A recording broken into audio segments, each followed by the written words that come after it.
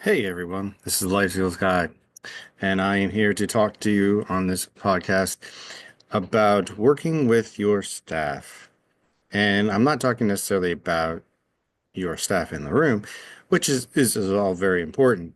But today we are talking about the other staff, the other teachers in the building. One of the things that is very important that people sometimes don't ever really think about is the importance of kids, especially in middle school, but you want to start earlier, is the importance of them getting out of the room and engaging in students with regular ed students. And I say regular ed students because they're all unique and they all have bring different gifts to the school or the area that they're in. And so it's when I say like special needs versus regular ed, I'm really just talking about sometimes the uniqueness that they bring. So, one of the things is that when we bring students out into the classroom, we have to make sure that it is very clear what they are bringing them out for. So, we want to tell teachers what they're there for. We want to prep them. And we also want to help students. And one of the things that we find out in the middle school, if they have limited exposure in the elementary school. So that's why I always recommend this stuff going when you start younger and building that up. Because sometimes they're not as exposed as they are or they should be.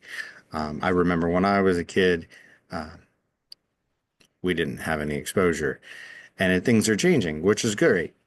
So one of the things that we need to do is, as teachers, sometimes parents, and it's hard, but we have to be patient and we also have to be understanding and teachers of tolerance, but lack of knowledge. Because sometimes society says one thing, but the understanding of what the impact of that is something different. Because we tend to think that maybe something is funny, but we don't really know that it's funny because we don't think it really impacts the person around us.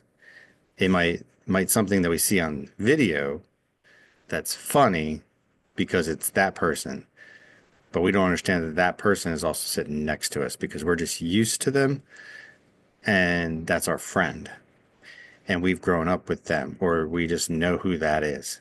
So we don't put the connections together.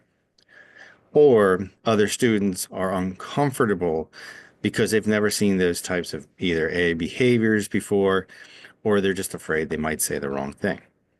So we have to be willing to allow them to express their concerns and not be critical.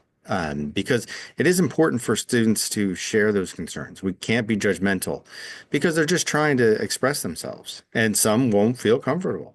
And we have to be okay with that as long as they're upfront and we understanding that you can be okay with that, but we don't want to hear the opposite where you're trashing an individual. And it's not just special needs, it's anybody. We're not always going to get along, but we don't want to hear is you be negative toward others. So we have to be understanding of that because we're not always going to get along with people, and that's fine. We're just not always that kind of person. But we do need to be tolerant of people. And sometimes we find a lot of things in the middle school and also in other grades is how do we connect? What is appropriate? If somebody is acting like certain behaviors, some tics, whatever, is that okay? Are they hurt? Um, why do they do that? And we're afraid to answer those. They're afraid to answer those questions, ask those questions. And we have to be willing to see that in their face. So as parents and educators and para staff and everybody else, we have to be willing to observe that stuff and be like, no, it's okay. You can still talk to him. He's fine. This is the way he burns off some energy. He expresses himself. He's excited. He's angry, whatever that may be. But we have to be willing to take that step and observe the student because it's not always like he's weird or whatever. It's not that. Sometimes it's just, I'm not sure what I'm supposed to do or how I'm supposed to interact. And then when they're asked to do group work, it's not that they don't want to. It's just sometimes they're not even sure how to start. And so sometimes it's us just breaking the ground. For example, finding common ground. YouTube's, they like YouTube, they like YouTube. Music, they find music, they find music. Um, so finding some things that you can find common ground with. And I think that is important. And what you'll find is that tolerance starts to come along on both sides. It's not just one-sided. But then they start developing a friendship, a relationship, and then they almost, I don't want to say this in a bad way, but it's almost like the kids have an ownership of this. We have to be willing to talk about sometimes what what is the disability that the child has in a way. You don't have to get necessarily specific. You don't have to tell them the whole life story, but kids are curious. And I think fully understanding why what the child has, that is got to be something we have to consider. Because if we don't talk to kids and we don't have them understand, then they're not going to see the bigger picture. Um, and we also have to understand some things that kids do, no matter if they have disabilities or not disabilities, are funny. And it's not that we're laughing at them, we're laughing with them. And sometimes we have to admit that. We have to be able to laugh. Um, but we're not trying to be in a negative way. But we have to be able to relax. We can't be tense because one of the things is when kids or adults even, but when they feel tense and not sure what to do, things that especially kids with special needs, they can sense that stuff. You can sense it, they can sense it. And what happens is then they don't feel comfortable and they don't want to work with that child. And it just makes the situation awkward. They can sense it, you can sense it, and their behaviors might come out. They might not, but it might shut down. So you got to be careful. Now, I'm not saying that there aren't some individuals or adults that may use that to an advantage. I'm not saying that. But what I'm saying is the majority will try to learn. The majority are decent individuals who try to learn, who may not feel comfortable right at the bat. It might take them a few months, more years, but the more part of us, they just don't know what to do, how to start. So we have to be able to teach them. So when we go do that, there's education purposes with the kids and also with the teachers, teaching them how to work with the student. What does the student look like when he's going to be in your class? How are they going to react? What do I look for as in behavior? So it just kind of I can avoid the kind of, so if they make noises, so if I keep going, I don't stop at every noise. So I just ignore it. Um, if something happens, what's the plan? So they're prepared too. And then what is their goal in that class? Is their goal for academics? Is their goal for social? Is a little bit of both? What is their goal? What is my role? If my role is just to come and interact with them periodically during the class, is their goal to sit in the class? Is their goal to work with partners? Is their goal to finish this homework? What is their goal in this class? And that is a big step, especially to take some of the pressures off of the teacher.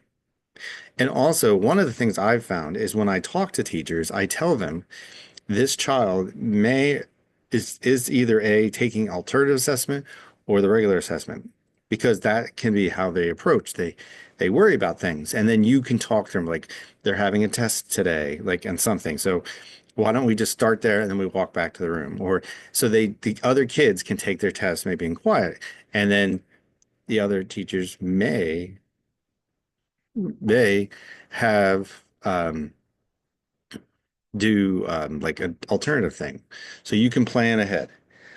So one of the other things that we do is that we talked ahead of time. We make a plan. We take some of their curriculum, we move it into the classroom a little bit so we prepare. So that is the important thing that we would do. But one of those other things that we got to work on is the interaction with the teacher, the para that's with them, and the special ed teacher. So once you have those three things in the communication realm, it'll be much easier in the flow because you will kind of work in sync and the understanding of what is the preparation or what is the expectations of your kid. And then also communicate that with the parents. So they're not thinking, well, why is my kid in there? What's the goal? Are they supposed to learn all this stuff? No, it eases that because what their idea is we all know now what is the goal for this child.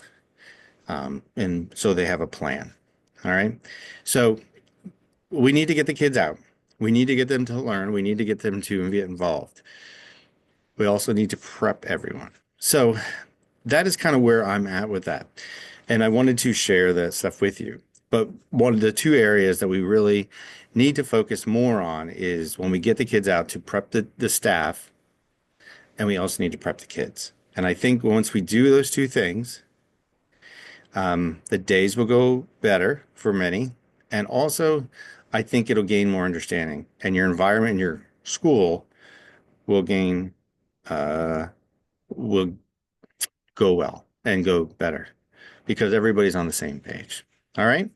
Well, I want to thank you for spending your time with me on this little thoughts for the day on the Life Skills Guy Thoughts Plot podcast. So I will have a wonderful day and I'll see you next time. All right. Thank you.